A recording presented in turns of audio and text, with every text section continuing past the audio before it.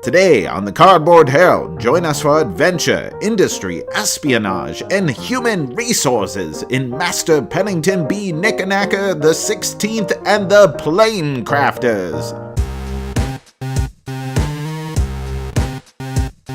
In Planecrafters, players are competing to have the most wealth by selling planes, but building planes is hard.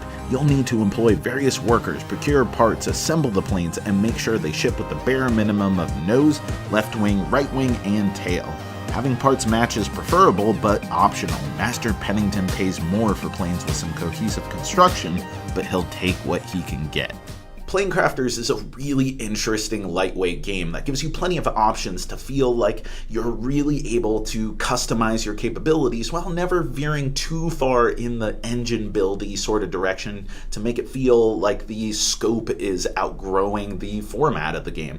Now, at the start of the game, each turn you can recruit one new worker to your workforce, and then you can pick up 2 new parts for planes, either from the face-up parts on the table or from the top of the deck. And of course, in traditional fashion, when you pick up something from the table, a new one flops up. Then you can put up to 2 new parts onto your plane or start a new plane if you have none in your hangar currently. And then you can sell a plane if it has all the mandatory parts. And I say at the start of the game because, like any industry, it's all about the talent on hand. My absolute favorite part about Planecrafters are these employees. Not only is the artwork extremely cool, embodying this early 20th century style of American optimism, but it features a really great diverse cast of characters in some spectacular roles. Perhaps a little bit anachronistic for the period that it's portraying, but who knows, maybe the great nation of Crumplehorn is a much more enlightened place. When buying these recruits, you pay their one-time costs and bam! Now you have special abilities that last for the rest of the game. While there are multiples of each of the Tier 1 recruits in both male and female versions, mind you, there are only one of each of the various recruits from higher tiers. A lot of the fun in the game is figuring out what peeps you want to add to your workforce, who makes the cut, and how much you are willing to pay for them. After all, money is points in this game. Want an elaborate workforce? Get some HR power on your side. Want to be able to sell clunker planes that aren't fully assembled? We got you covered. Or perhaps corporate espionage is more to your liking. Another really cool aspect about this game is the hand management and deciding how you're going to build your actual planes, because you're limited in the number of cards you can acquire per turn, the number you can carry over from turn to turn in your hand, and how many you can actually put onto the plane that's in your hangar. And you are even limited in the number of planes that you can have in your hangar to 1 unless you got an awesome factory manager on hand. I'm going to call you Terrence. And this is further compounded by the Distinction Award, a prize that's given to whoever has constructed the most valuable plane at that point in the game, not counting ties. And this gives you a bonus 8 points if you're holding it at the end of the game. That's nothing to snub your nose at. In truth, you're probably going to be constructing as many planes as possible just to keep money coming in and out and buying more recruits to add to your workforce. But there are going to be times where you're adding new planes to your hand, hoping that you're going to have some hypothetical super plane that you're going to build at some future date, a pain I know all too well. Players continue taking turns until the draw pile runs out of cards, which the draw pile is scaled to the number of players in the game. Handy. This triggers the end of the game. Players finish out the round and you count up sweet, sweet scratch. On top of the Distinction Award, 2 additional awards are given out, one for having the most valuable workforce and one for having the most parts sold. As with most things in life, the player with the most money wins.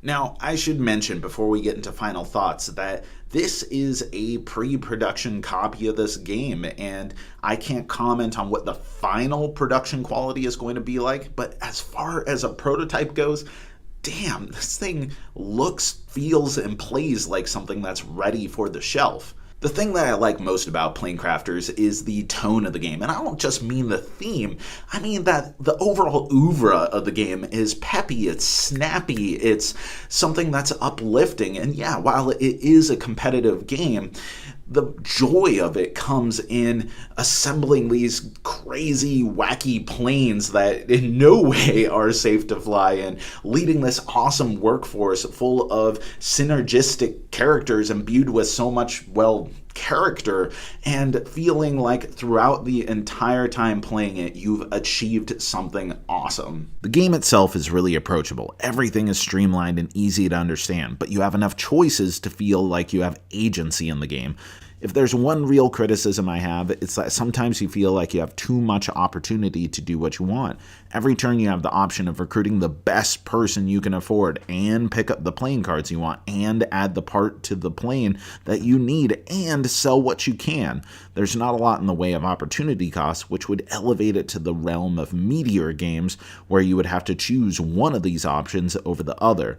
But the lightweight nature works great for the format and tone at hand. The tension comes from how best to use your resources in the interim while gauging what you want to accomplish in the future.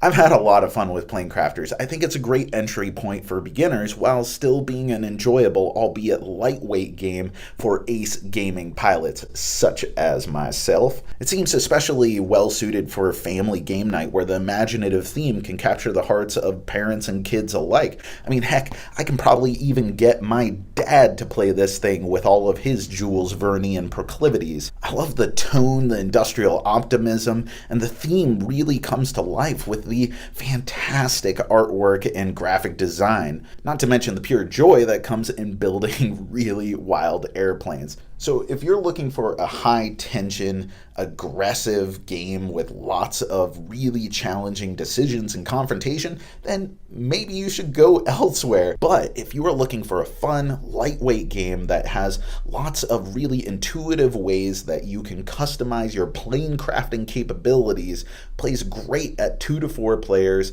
and has a killer theme, then Master Pennington B. Knickernacker, the 16th in the Planecrafters may be the game for you.